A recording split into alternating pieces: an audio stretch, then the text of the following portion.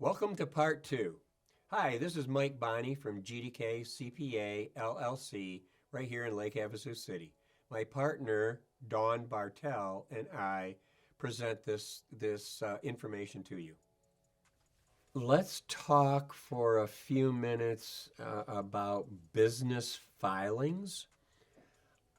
First of all, and foremost, that is required of every business in Lake Havasu City, regardless of whether you are working from home or you have a storefront or you're working from your garage. Any business requires a city business license.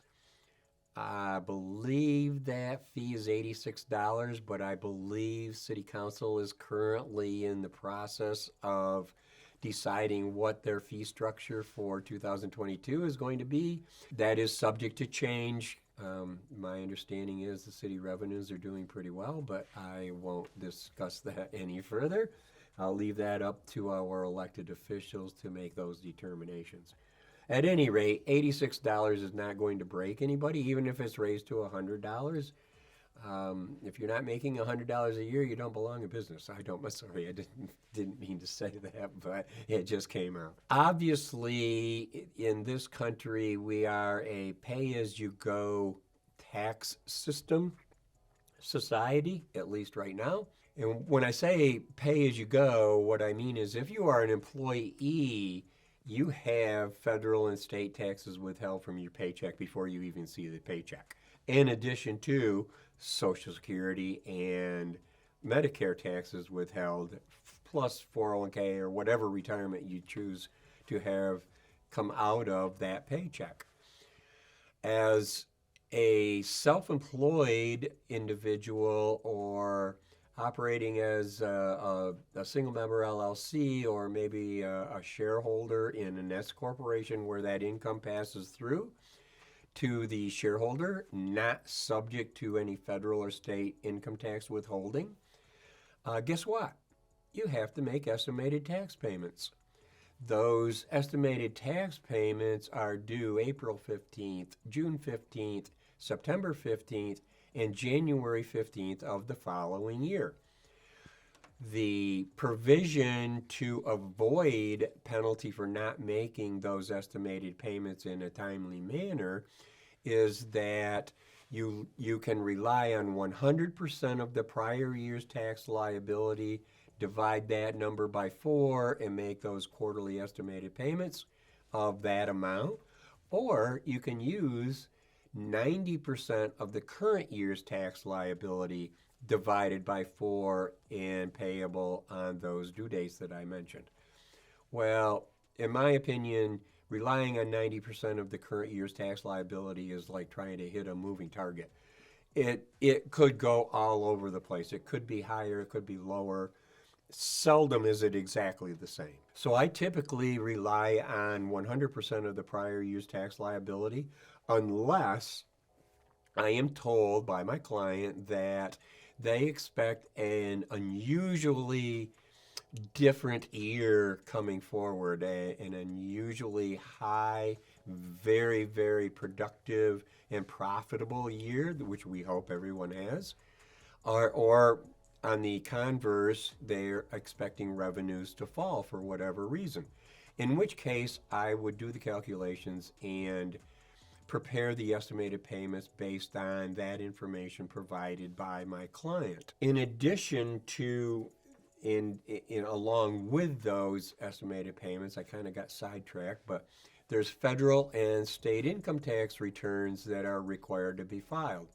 As previously mentioned, if you're a sole proprietor or a single member LLC, the business income is reported on your personal income tax return on Schedule C, and you pay the appropriate federal and state income taxes on that self-employment income. Remember I spoke of if you were an employee, you had federal and state income taxes withheld in addition to Social Security and Medicare taxes withheld? Well, guess what? As a sole proprietor, once again, you're both the employee and the employer. So there's a little thing called a self-employment tax. It is the same thing as Social Security and Medicare for an employee, only, like I said, you get to pay both parts of it because you're both the employee and the employer.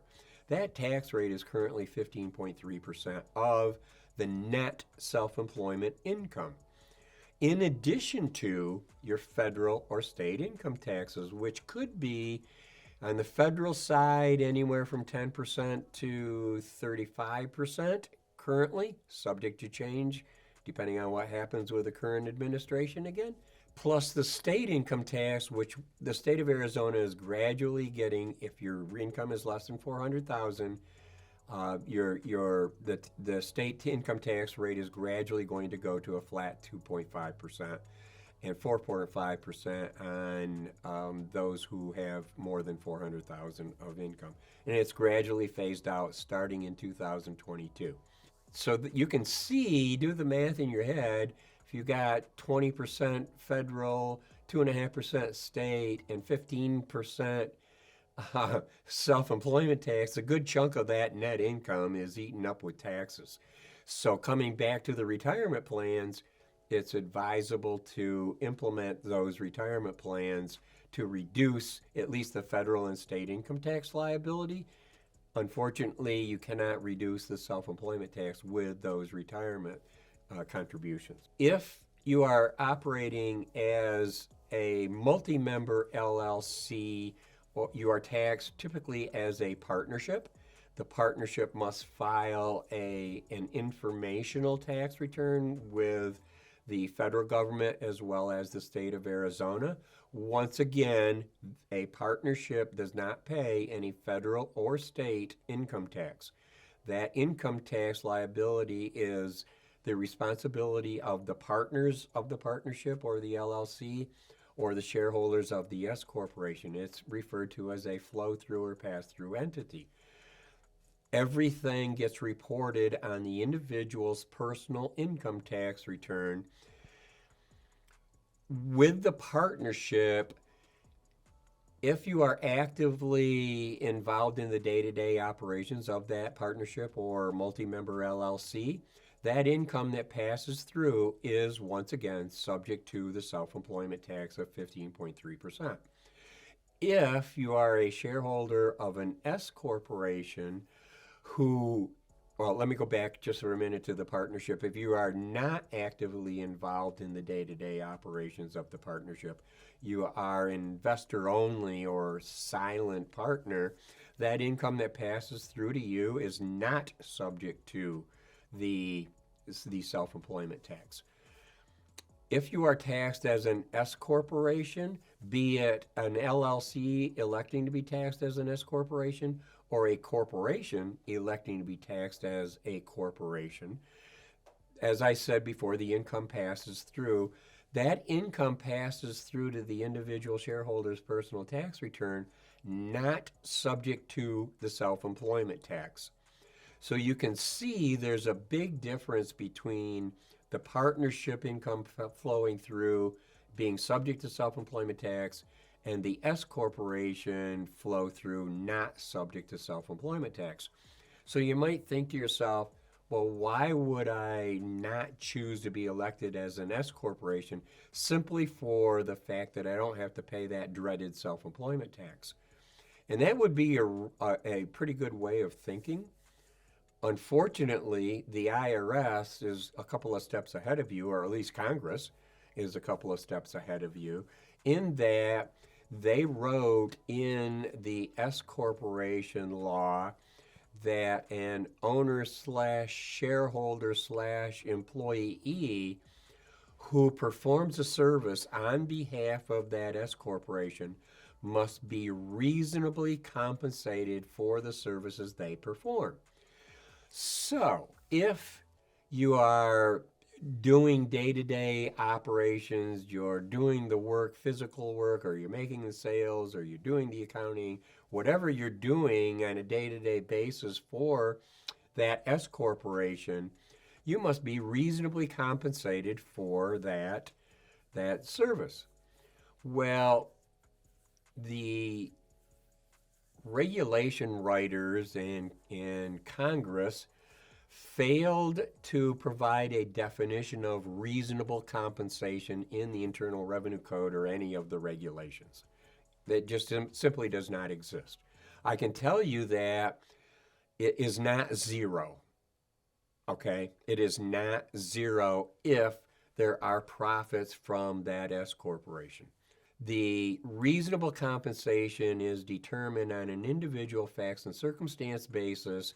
Some of the parameters include the geographic location, the industry, the profitability of the entity, and I already said the industry. If a business is in one year lost money, then obviously there wasn't enough revenue to pay the individual shareholder a reasonable compensation. So that is the only time that you can get away with zero. I try to find a fine line that I feel that I could defend in the event of an IRS audit for reasonable compensation, and make sure that my S corporation owners / shareholders / employees meet that obligation of making sure that they pay themselves a reasonable compensation. It can change annually. It doesn't have to be taken on any regular basis. You can wait until the end of the year, look at the profit and loss, look at your tax liability with that flow-through income, calculate the tax liability, use that tax liability to determine your reasonable compensation, and make your compensation equal to that tax liability. You serve two purposes by doing so. One, typically you'll satisfy the reasonable compensation issue. And secondly, you avoid making all those dreaded quarterly estimated payments because you have met 90% of the current year's tax liability, if not 100%. This takes some planning on the part of the owner and your tax advisor. So I suggest that you sit down with your tax advisor, if you have one, in mid-November, early December, with year-to-date information, say through October, and project out November and December income and expenses to determine that pass-through net income for that year, and then have the tax advisor plug it into their tax software with other sources of income and deductions and so on, and calculate the tax liability and come back to you and say, here's what your compensation should be. If you do not have a tax advisor, my phone number is 928-680-1994. Give me a call and make an appointment and come in and see me. For all of those businesses who are watching this that have employees, there are payroll taxes that are required to be filed. If you have employees, in most instances, if not all, you are withholding federal and state income taxes, as well as Social Security and Medicare taxes. Well, guess what? You're an agent for the government in that situation, and you're just simply holding that money and periodically have to deposit it with the respective governmental agency or send it in. The payroll taxes, payroll tax returns are required on a quarterly basis. The due date is the last day of the month following the end of the calendar quarter in most instances, at least in Arizona. Now, I won't speak for any other states outside of Arizona. The Form 941 is a federal tax return that captures the federal withholding as well as the Social Security and Medicare, both what was withheld from the employee and the employer matching contributions. Under certain circumstances, those withholdings are required to be deposited with the Internal Revenue Service at specific points of time. In most cases, it's at least monthly. In a lot of cases, it's within 3 days of the date of the payroll or the date that it was withheld. So those deposits are being made under the requirement The 941 is a reconciliation of the tax liability and those deposits that are made. If the deposits are made in an amount and in a timely manner, the Form 941 will have a zero balance due. It's just a reconciliation of that form. At the end of the year, you have to file the fourth quarter tax return in addition to the Form W-2 so that your employees can properly report their income and prepare their tax returns. The W-2 does not get sent to the IRS. It gets sent to the Social Security Administration. The Social Security Administration uses the information on that W-2 to annually recalculate the Social Security benefits of everybody that is working. Even those who have reached the age of full retirement and are receiving Social Security benefits, if they continue to work, they're still contributing and their employer is contributing, regardless of how old they are. I had a person ask me the other day that is over 72 and still working, does she have to pay that self-employment or Social Security tax? And the answer is yes. There's no age limit on working and paying into Social Security. What it does is increase your current benefits once the Social Security Administration gets that W-2 or 1099 information if you're a 1099 worker. And you may see a slight increase in your monthly benefit. Now, don't expect it in January of the year after you worked, because the Social Security Administration is not that current in updating their information. It takes about a year and a half to get the notification that your Social Security benefits have been adjusted to reflect your earnings from the prior year. And they will retroactively change your benefits, one lump sum the month that they decide what it is, and then monthly thereafter until January, when the recipients receive a cost of living adjustment to their benefits, and I won't go into that. So the 941 covers the federal. The state income tax has a similar form and similar deposit requirements, and receives a copy of the W-2 as well at the end of the year. In addition to those federal and state income tax withholding reporting requirements are state unemployment and federal unemployment requirements. Currently, in the state of Arizona, all wages in excess of $7,000 are subject to the state unemployment compensation tax. Currently, for a new employer in the state of Arizona, the rate is 2% for 2 years until you establish a history at which the Department of Economic Security will go through and recalculate your tax rate.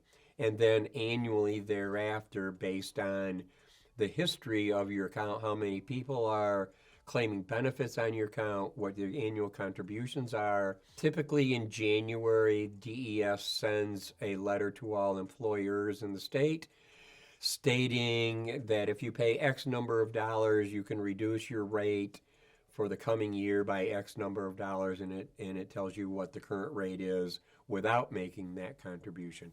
You have to go through the math and do the calculation to see if it's beneficial to pay that one-time fee to get the rate reduced. In most cases, it doesn't work, but certainly it's worth going through the effort to make that determination.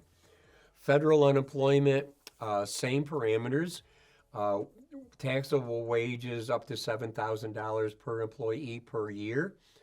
The deposit requirements are until the amount of the federal unemployment reaches $500, the employer is not required to make a federal deposit.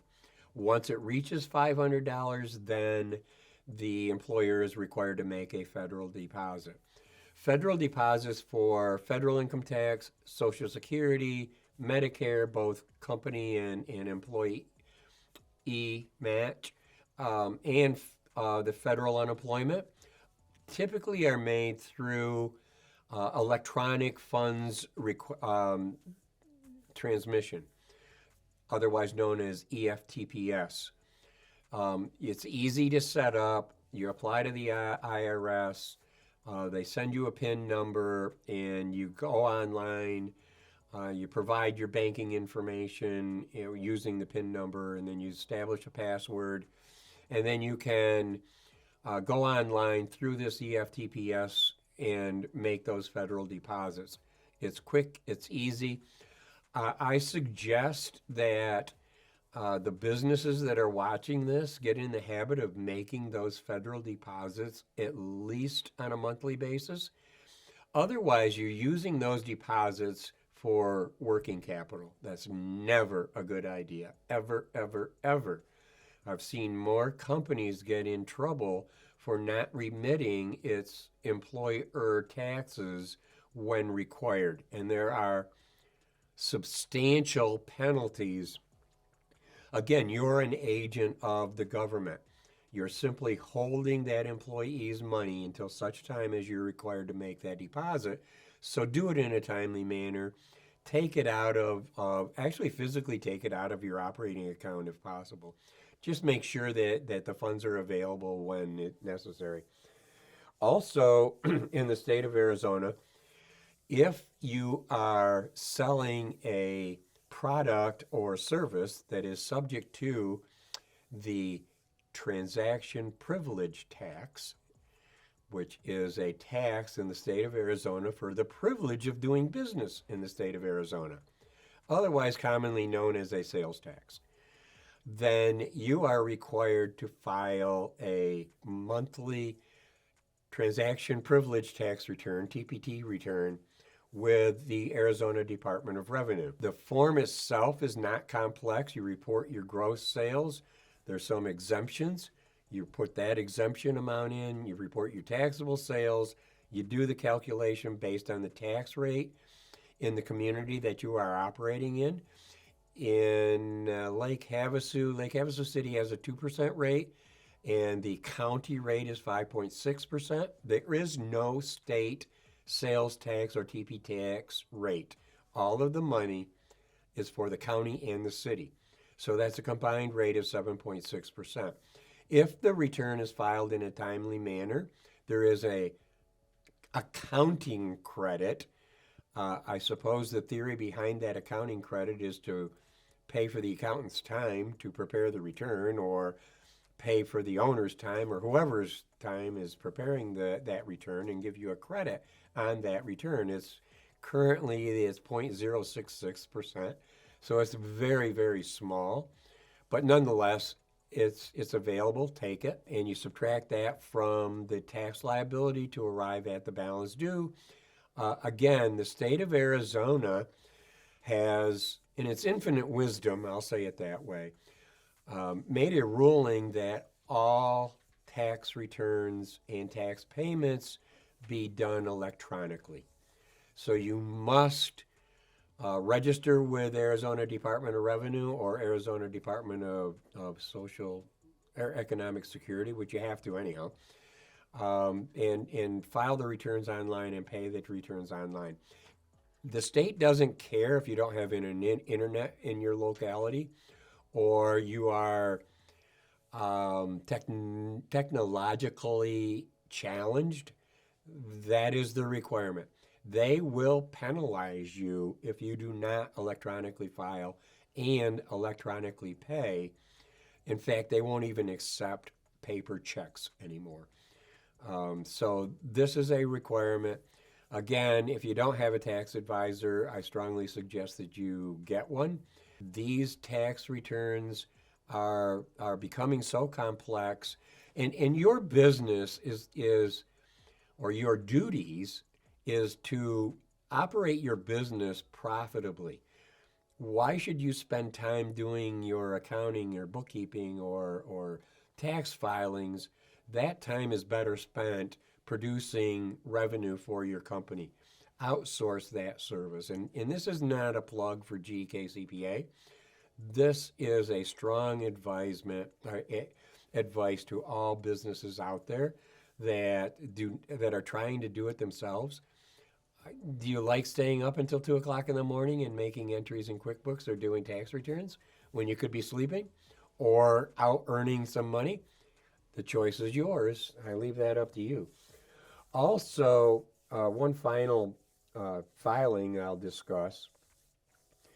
If by some slim chance you are a regular C corporation, that is a corporation that has not elected to be taxed as an S corporation, that corporation must file, in addition to a federal and state income tax return, and pay the federal and or state income tax at the current rates. Currently, at the federal level, it's 21%. It's a flat tax of 21% as a result of the Tax Jobs and whatever act that was in late 2017, took effect in 2018. And the state, and the rate, I believe, is a little bit over 5% on the C corporation. You know, there was a lot said that during the Trump administration, they reformed the tax code, which they did to a large extent, but they were advertising a reduction in the corporate tax rate to 21%. Well, I'm here to tell you that that's not entirely true. The previous tax structure for a corporation was a graduated rate of 15% on the first $50,000, 25% on the next $25,000, and 39% on anything over that. Well, by having a flat 21% tax rate, you can see that a lot of businesses that were used to paying 15% tax all of a sudden had a 21% tax rate. Most C corporations, and I go this without firsthand knowledge of this comment, but I'm going to make it anyhow.